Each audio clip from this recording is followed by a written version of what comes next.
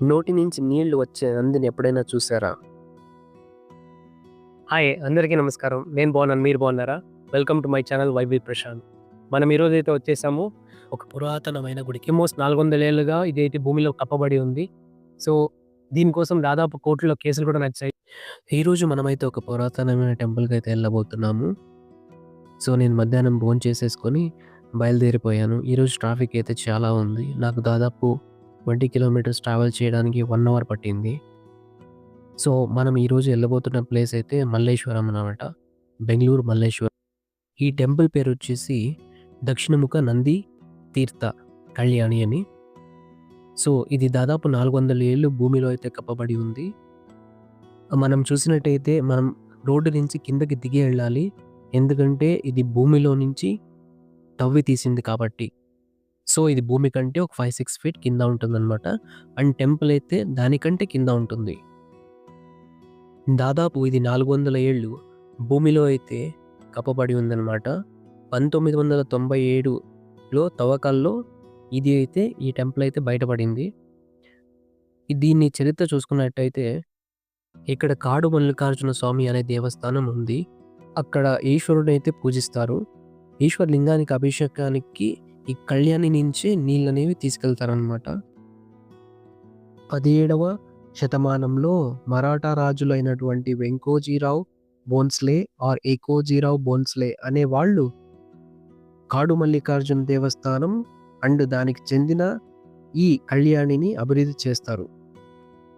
ఇప్పుడైతే మనం టెంపుల్‌లోకి అయితే ఎంటర్ అవ్వబోతున్నాం. చూసినట్టయితే చాలా బాగుంది. అపోజిట్‌లో నంది కింద ఈశ్వరుడు, ఈశ్వరుడి ముందు కళ్యాణి.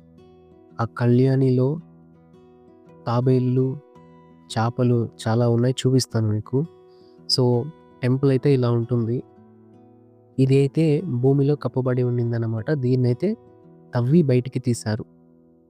సో, అది ఒక స్టోరీ అయితే మీకు కంటిన్యూ చేస్తాను. ప్రస్తుతానికైతే ఇక్కడ చూడండి, గుడి అయితే చాలా బాగుంది. మనమైతే ఇలా ఎళ్ళాలన్నమాట. సో, ఫస్ట్ మనం చూసుకున్నట్టయితే గుడిలోకి ఎంటర్ అయిన వెంటనే మనకి వినాయకుడి దర్శనం అయితే అవుతుంది. వినాయకుడిని దర్శనం చేసుకొని అలాగే ముందుకెళ్తే మనకి నందీశ్వరుడు కనిపిస్తాడనమాట. సో, చూడ్డానికైతే చాలా బ్యూటిఫుల్‌గా ఉంది టెంపుల్ అయితే. సో, ఇక్కడ మనం దిగాలి. మళ్ళీ కిందకి దిగాలి. ఆల్రెడీ దిగే వచ్చాం. మళ్ళీ కిందకి దిగాలి. ఇక్కడ చూసినట్టయితే నందీశ్వరుడి నోటి నుంచి నీళ్ళు. ఇదైతే కంటిన్యూయస్‌గా ఇప్పటి వరకైతే ఆగిపోయిందయితే లేదు. కంటిన్యూయస్‌గా నీళ్ళు వస్తూనే ఉంటుంది. ఇది ఎక్కడి నుంచి వస్తుంది అని నేను మీకు లాస్ట్‌లో చెప్తాను. సో, చూసారా పైనైతే నంది కింద ఈశ్వరుడు. ఈశ్వరుడి తల మీద నంది తీర్థం, నంది నుంచి వచ్చిండే నోటి తీర్థం పడుతుందనమాట. ఆ నీళ్ళు ఈశ్వరుని మీద పడిన నీళ్ళు ఈ కళ్యాణిలోకి వచ్చి చేరుతాయి. సో, ఇక్కడ చూసినట్టయితే మీకు ఎన్నో చేపలైతే చాలా ఉన్నాయి. తాబేలులున్నాయి. గుడి అయితే చాలా బాగుంది. సో, ఈ ఈవినింగ్ టైంలో వచ్చాను కాబట్టి ఇంకా ఎలిగెంట్‌గా కనిపిస్తా ఉంది. ఆ లైటింగ్స్‌తో పాటు కింద శివుడు, పైన నంది చాలా అంటే చాలా బాగా కనిపిస్తా ఉంది. మీరు చూసుకోవచ్చు కళ్యాణిలో చేపలు కూడా ఉన్నాయి. అండ్ తాబేలులు కూడా ఉన్నాయి. అండ్ ఇక్కడ చూసినట్టయితే మీకు బిల్పత్రి ఆకులైతే కనిపిస్తాయి. స్టోరీనైతే కంటిన్యూ చేద్దాం ఫ్రెండ్స్ ఇప్పుడు. కాలక్రమేణా ఈ కళ్యాణిని ఎవరు పట్టించుకోకుండా పాడుపడిపోతుంది. తరువాత 1870 దశకంలో రాహువోదూర్ ఎలిమల్లప్ప శెట్రు అనే వ్యాపారి ఈ కాడు మల్లికార్జున స్వామి టెంపుల్ అండ్ ఈ కళ్యాణిని అభివృద్ధి చేస్తారు. మరి కొన్ని సంవత్సరాల తర్వాత ఈ కళ్యాణిని ఎవరూ పట్టించుకోరు. దీనిని అభివృద్ధి చేయాలని కాడు మల్లికార్జున స్వామి టెంపుల్ వాళ్ళు 1932లో ఒక నోటీస్ ఇస్తారు.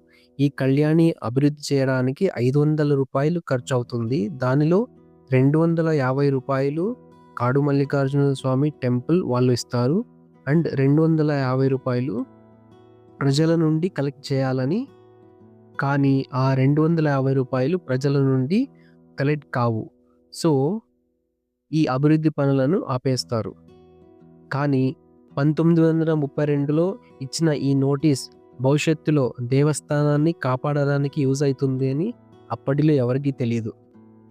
మరి కొన్ని సంవత్సరాల తర్వాత ఈ టెంపుల్ అయితే కనబడకుండా పోతుంది. వేరే రాష్ట్రానికి చెందిన ఒక వ్యక్తి ఈ భూమి నాది అని ఇక్కడ ఉన్న రాళ్లను తొలగిస్తున్నప్పుడు ఇక్కడ మల్లేశ్వరం ప్రజలు అతనిని అడ్డుకుంటారు. అండ్ ఇది కోర్టులో కేసుగా మారుతుంది. బట్ అతనితో రిజిస్ట్రేషన్ కాగితాలు ఉండడం ద్వారా కోర్టు ఒక టెంపరవరీగా ఇంజెక్షన్ తీర్పు అయితే ఇస్తుంది అతని వైపు. అప్పుడు ఇక్కడ ఉన్న ప్రజలు ఈ గుడిని కాపాడుకోవాలి అని చాలా చోట్ల వెతుకుతారు, ఏవైనా వివరాలు దొరుకుతాయేమో అని. అప్పుడు వాళ్ళు మైసూర్ అండ్ బెంగళూరు లైబ్రరీలో వెతుకుతారు. అప్పుడు వారికి ఈ 1932లోని నోటీస్ దొరుకుతుంది. అది వాళ్ళు కోర్టులో సబ్మిట్ చేసి ఈ గుడిని అయితే కాపాడుకుంటారు. దాని తర్వాత ఈ గుడిని తవ్వడానికి చూసినప్పుడు ఫస్ట్ వాళ్ళకి నందీశ్వరుడు కనిపిస్తాడు.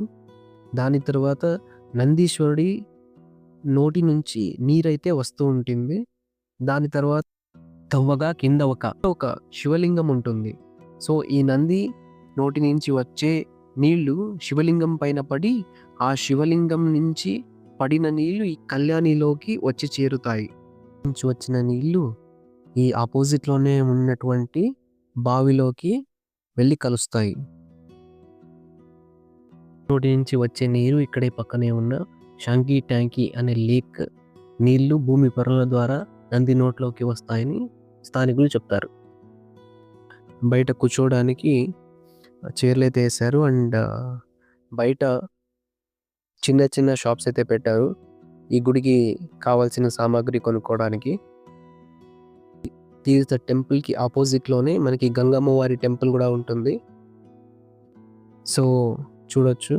అండ్ గంగమ్మవారి టెంపుల్ పక్కనే శ్రీ లక్ష్మీ నరసింహ స్వామి టెంపుల్ ఉంటుంది.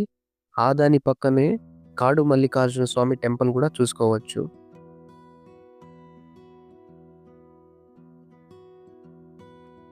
ఈ వీడియో మీకు నచ్చినట్టయితే ఒక లైక్, కమెంట్, షేర్ చేయండి. అండ్ తప్పకుండా సబ్స్క్రైబ్ చేసుకోండి. Thank you so much. కలుద్దాం నెక్స్ట్ వీడియోతో.